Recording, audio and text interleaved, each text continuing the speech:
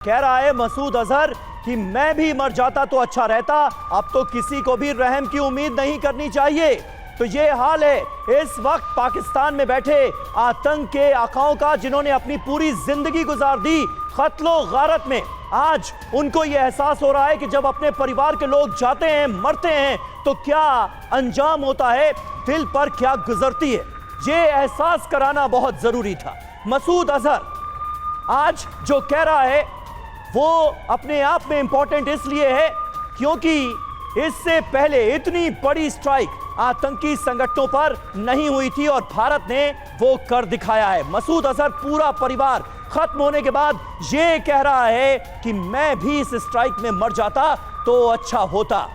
किसी को भी अब रहम की उम्मीद नहीं करनी चाहिए भारत से, और भारत ये तय कर चुका है कि इसी तरह से आतंकवाद का मुंह तोड़ा जाएगा, करारा प्रहार किया जाएगा। और भारत ने इस बार सिर्फ कहा नहीं है, करके दिखाया है। ये अपने आप में इंपॉर्टेंट है। कैप्टन श्याम हमारे साथ मौजूद हैं। श्याम सर, किस तरह से देख रहे हैं ये मसूद अजहर जो है, इसे क्या अपने गुनाहों का एहसास हो गया? कह रहा है कि अब तो किसी को रहम की उम्मीद नहीं करनी चाहिए, भारत जो तेवर दिखा रहा है।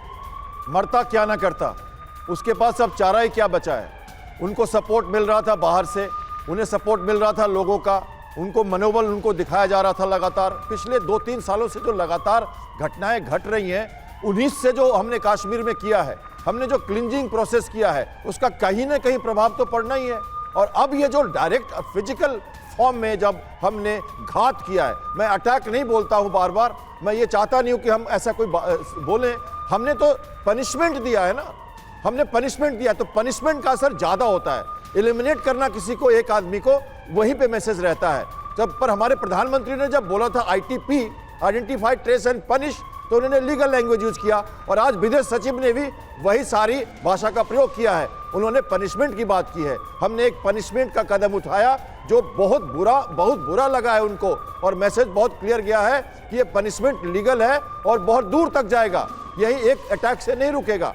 तो इस कारण से ये जो हमारे जो पाकिस्तान के टेररिस्ट हैं, उनके जो आका हैं, उनके जो ऑर्गेनाइजेशन है, उनको एक बड़ा मैसेज गया है। इस बार का मैसेज कल्पना से परे है, क्योंकि ये POJK से बढ़कर पाकिस्तान में चला गया और पाकिस्तान के जो मेन कैंप है उनको भी उन्होंने डिस्ट्रॉय किया है। उनके परिवार मरे हैं, उन पर डायरेक्ट चोट लगी है। जब खुद का परिवार मरता है, चोट लगती है, तो दिल बहुत दुखता है, और इस कारण से उनका दिल आज तार तार हो रहा है, और इसलिए वो ऐसी भावनात्मक बातें कर रहे हैं।